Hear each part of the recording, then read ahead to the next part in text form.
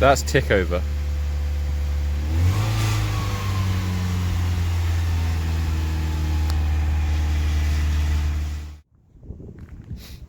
The Golf's been misfiring and idling high for about a week or so, and what I'm going to do first is check for an air leak, because I think that will be the #1 cause.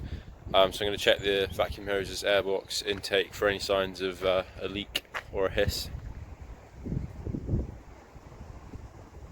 I've searched through all of these vacuum hoses, all of this for the idle control valve, this hose, the airbox itself. I've taken the whole thing off and checked it all and put it all back on, and there is no difference whatsoever. On the air intake manifold there is a screw in here. This is the air mixture screw. Controls how much air is flowing into the cylinders, so if your car's having this problem as well, that could well be your issue. I'm not even going to bother checking the spark plugs for now, because although they can cause a misfire, they wouldn't cause it to idle high as far as I can tell.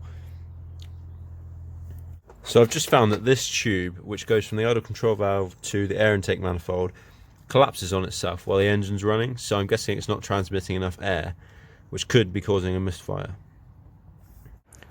So here is the #1 suspect. When the engine's running, the tube collapses like this, so I'm guessing it doesn't transmit enough air. So hopefully that's what the problem is. What I'm going to try and do is find a spring. What I'm going to try and do is find a spring and put it in there to hopefully hold the shape of the tube from the inside.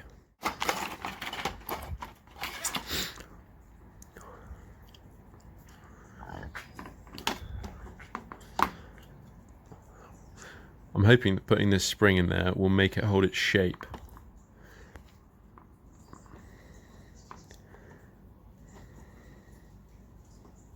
Looks like a pretty good fit.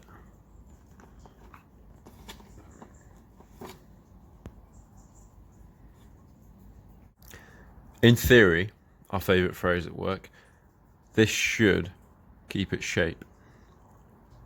I've also wrapped insulation tape around there, so hopefully if it's leaking air it should be okay, but if not I'll have to just replace the tube. So that is back on sealed, and hopefully that's what the problem was.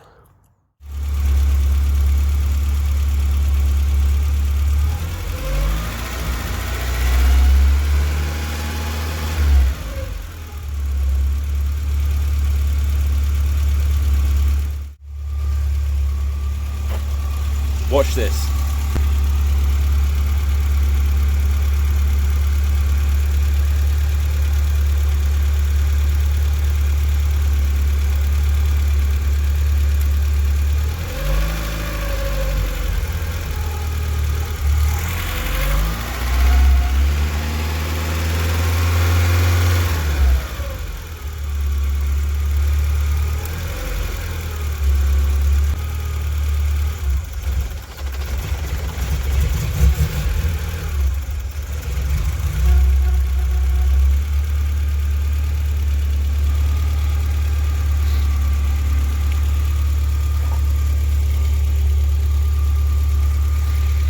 Right, I better switch this off before I give my family lung cancer.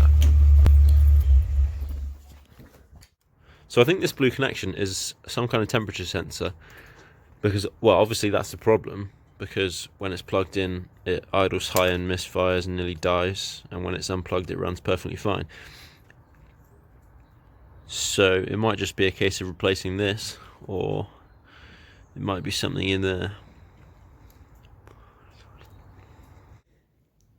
So I've taken this out, and it turns out this blue temp sensor is one of the most common faults with these cars, so I'm just going to replace this and hope that that's the problem. So here's the new temp sensor. All you need is an orange, no, not an orange, a clip, which you should already have if you're replacing it.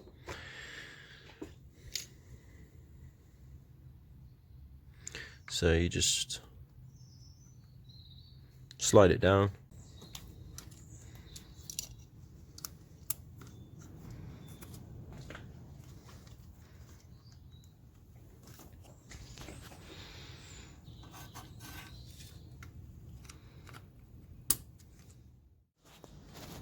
I also picked up some original BBS RA 15-inch alloys, which this car would have had when it was new. So pretty damn cool if you ask me, compared to these. I actually found out from the guy who I bought these off that these, which were on the car originally, or when I bought it, are from a Mk2 Golf cabriolet, or cabriolet. So yeah, if you want to buy them, hit me up. When I was buying these alloys, I noticed on these that the front two tyres were completely bowled, and then I realised that the tracking alignment was way out. So this wheel was going like slightly left, and this wheel was going like slightly right. I've got it fixed now, and I got new tyres on these wheels. But yeah, if I hadn't have actually bought these wheels, I wouldn't realise the alignment was out, and these tyres would have gone. Basically, they pretty much are already gone. You can see here, this is literally just the canvas under the rubber. So they were like, you know, they were definitely on their way out.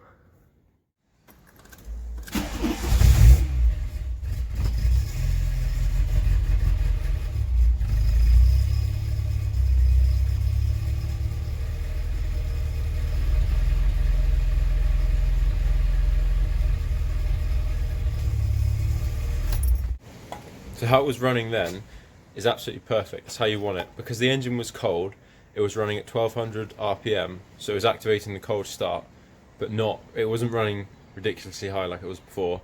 It was activating the cold start. You'd see it bob down, and then it realised the engine was cold, and it came up to 1200, which is what you want to keep it alive when it's cold. So good result, easy fix in the end.